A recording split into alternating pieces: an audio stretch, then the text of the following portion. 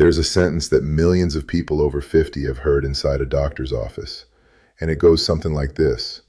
You have tinnitus. There's no cure. You're just going to have to learn to live with it. And then the appointment ends. Maybe you got a pamphlet, maybe a referral, and you walked out of that office carrying something heavy, not just the ringing in your ears, but the weight of a sentence that felt less like a diagnosis and more like a life sentence. If that's happened to you, I want you to stay with me for the next 20 minutes, because what I'm going to share today isn't a miracle cure. I won't insult your intelligence with that. What I am going to share is what most doctors simply don't have the time to explain to you in a 15-minute appointment. The truth is, there are hidden factors that can make tinnitus dramatically worse, and most people never know about them. And there are practical strategies, things you can start doing this week, that can meaningfully reduce the impact tinnitus has on your daily life. My name is Max Williams. I've spent years working with people over 50 who are dealing with tinnitus, and I've seen firsthand how much difference it makes when someone finally gets a clear, honest explanation of what's really going on.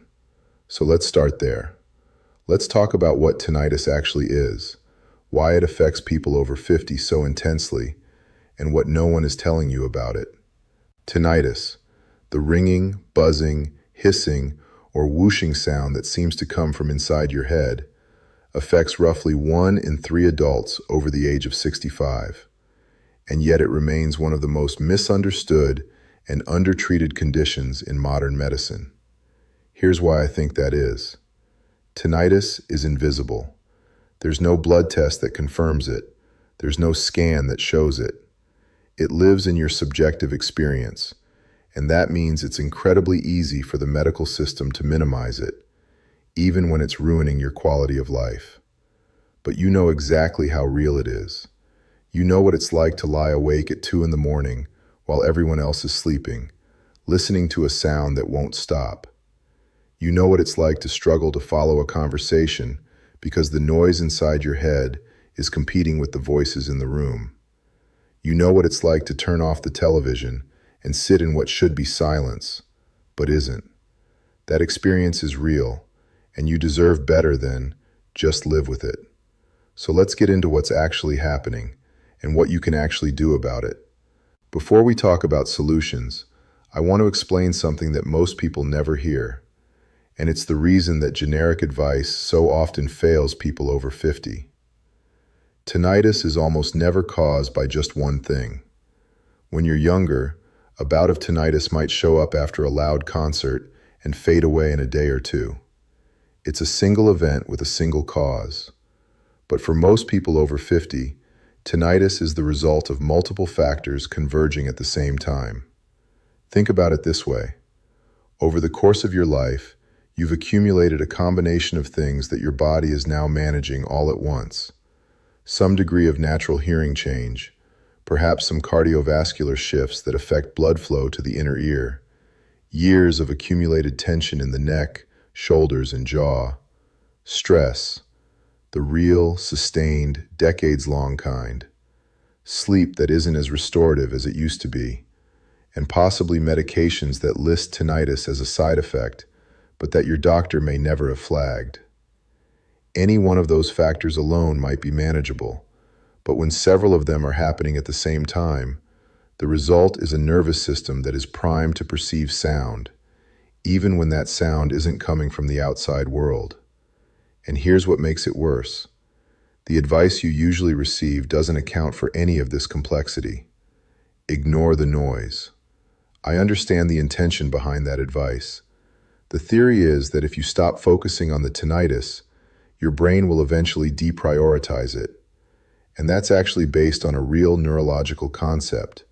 It's called habituation. The problem is that telling someone to simply ignore a sound that's been disrupting their sleep, their conversations, and their peace of mind for months or years is like telling someone with a pounding headache to just stop thinking about it.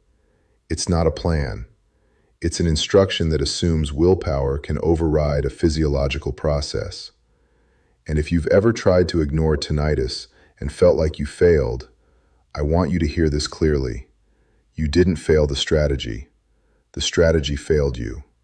Because the real path to relief requires understanding why your nervous system is amplifying that sound in the first place, and then addressing those underlying factors one by one.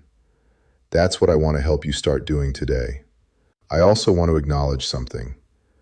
Living with tinnitus is exhausting in a way that people who don't experience it often can't fully understand. It's not just the sound itself, it's the mental effort of constantly managing it. The hypervigilance, the way your mood can shift on a bad day, the isolation of feeling like you can't fully explain to the people around you why something invisible is affecting you so much. You're not exaggerating, you're not being dramatic, and you're not alone in this. Now, let's talk about what you can actually do. I want to give you real, practical information that you can use starting today. Not vague suggestions. Real strategies based on how the auditory nervous system actually works. The first strategy is one that surprises almost everyone when they first hear it. Stop chasing silence. When most people with tinnitus feel overwhelmed by the ringing, their instinct is to seek out the quietest possible environment. A silent room, quiet hours, no background noise. The logic makes sense on the surface. If there's less noise around me, I'll be better able to cope. But here's what actually happens inside the brain. Your auditory system is always scanning for sound. It's one of the brain's most ancient and important functions, detecting signals from the environment around you. When you place yourself in complete silence, you aren't giving your auditory system a break. You're actually giving it nothing to process except the internal signals it's generating on its own. The result is that in a completely silent room, tinnitus often becomes louder, more noticeable, and more distressing. Neuroscientists call this phenomenon contrast enhancement. When the background signal drops to near zero, any internal signal becomes relatively louder by comparison. The practical solution is something called sound enrichment, and it's one of the most well-supported strategies in tinnitus management. Sound enrichment simply means adding gentle, neutral background sound to your environment, particularly during the times when tinnitus tends to feel most intrusive, which for most people is nighttime. This doesn't have to be complicated or expensive. A simple box fan, a white noise machine, a rainfall track playing softly on your phone, even soft instrumental music. The goal isn't to mask the tinnitus completely or drown it out. It's to give your brain something else to process alongside the internal signal, so the contrast is reduced and the tinnitus becomes less dominant in your awareness. Many people who start using gentle background sound at night report falling asleep faster and waking up less often.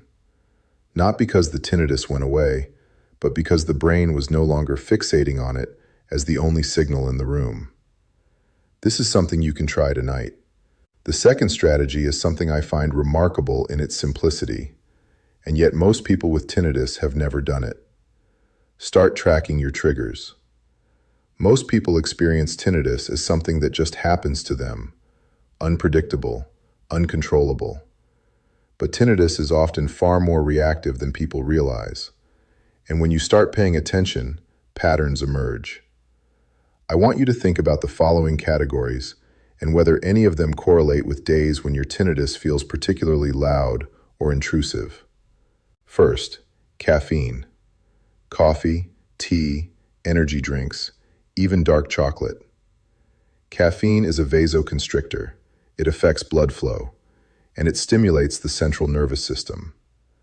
Both of those effects can increase tinnitus perception in sensitive individuals.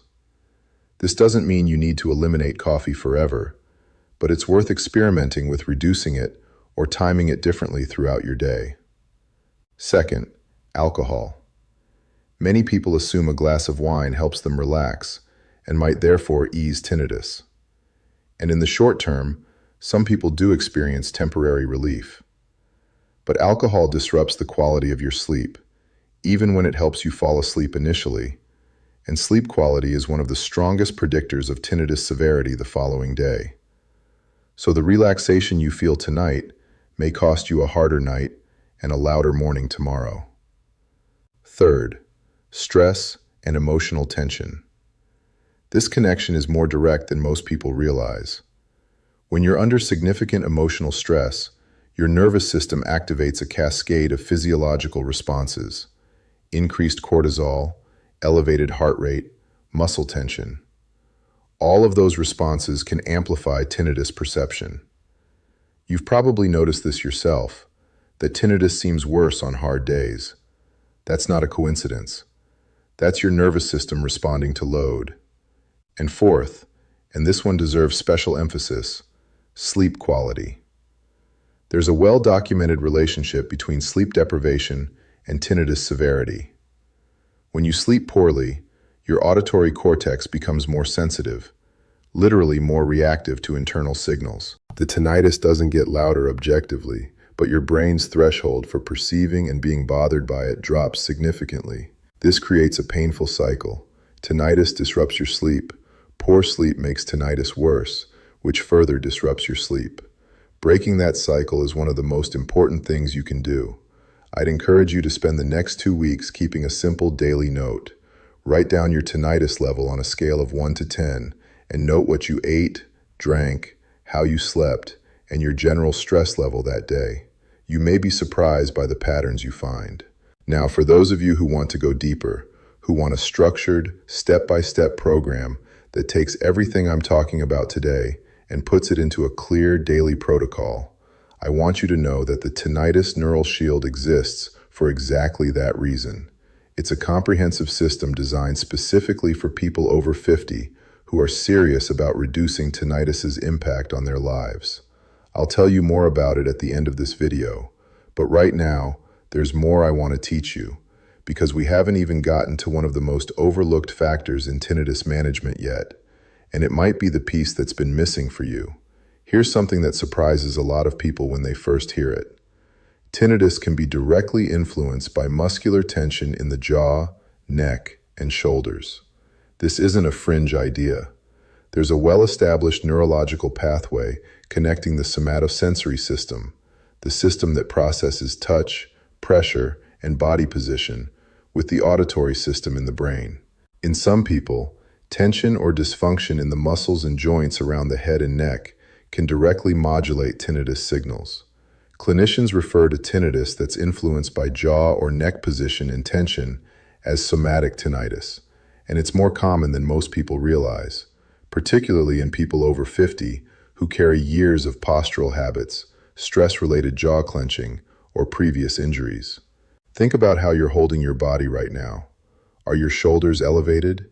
Is your jaw clenched, even slightly? Is there tension across the top of your neck?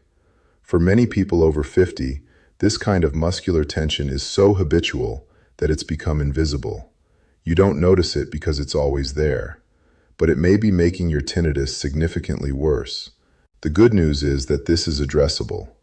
Gentle neck stretches, slowly rotating your head from side to side, doing gentle chin tucks, and carefully extending and releasing the muscles at the base of the skull can reduce some of the muscular pressure that contributes to tinnitus.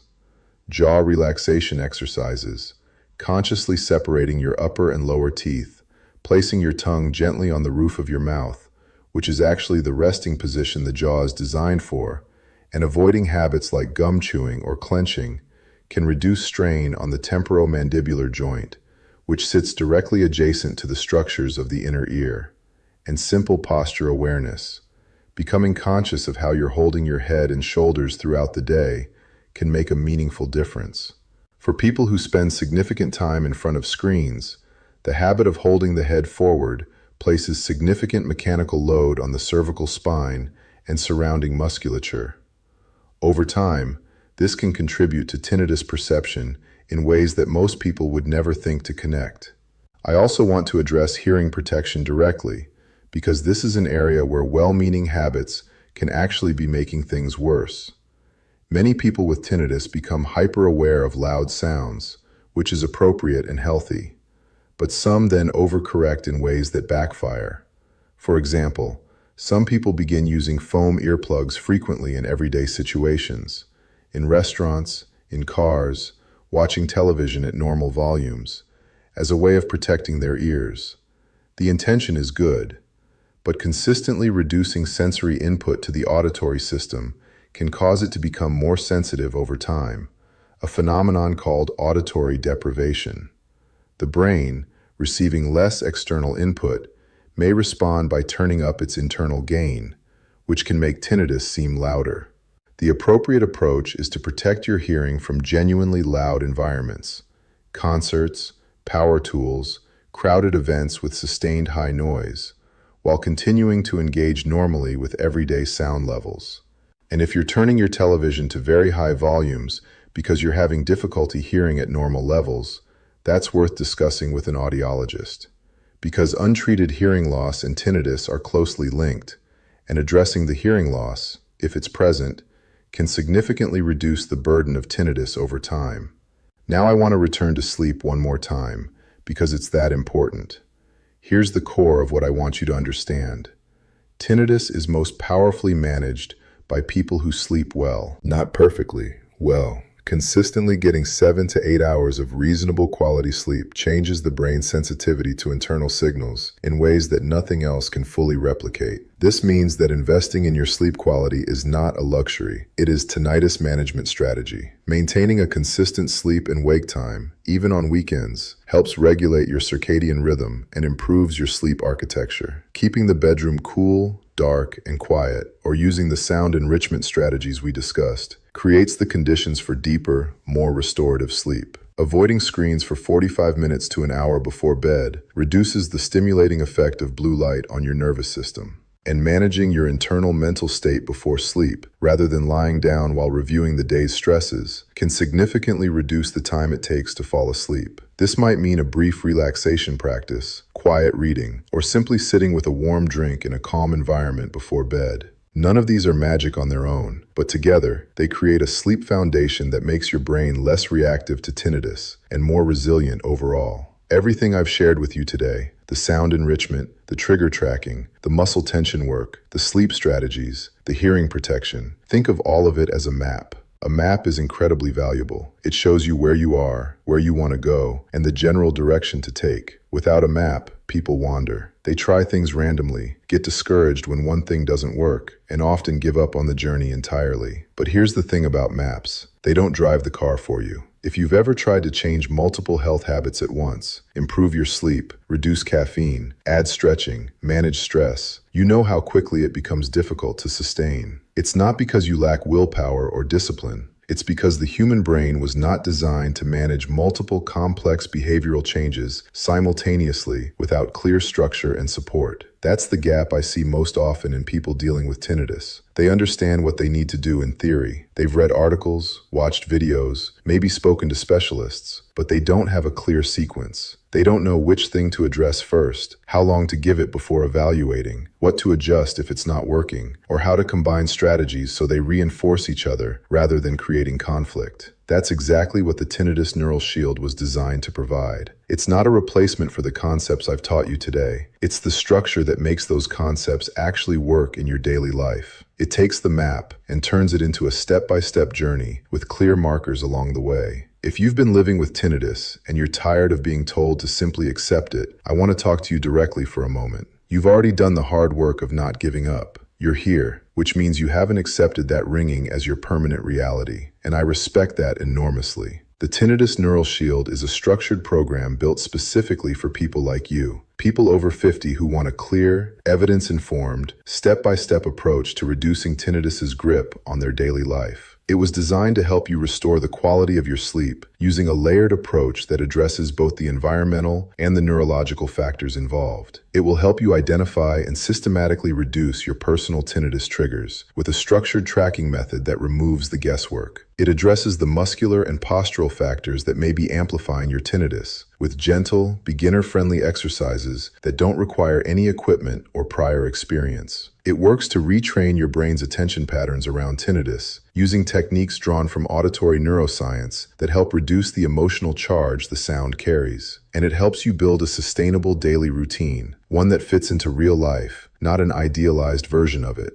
This program isn't for people looking for a shortcut or an overnight fix. Tinnitus is complex, and real relief takes time and consistency. But it is for people who are ready to stop waiting for someone else to solve this for them, and ready to follow a clear, supported path toward a quieter, calmer life. If that sounds like where you are right now, I'd invite you to check out the Tinnitus Neural Shield using the link below this video. You'll find a full overview of what's included, how the program is structured, and what people who've gone through it have experienced. Take your time, read it carefully, make the decision that feels right for you. And whatever you decide, please take the strategies from today's video seriously. Use the sound enrichment tonight. Start your trigger journal this week. I'll see you in the next video.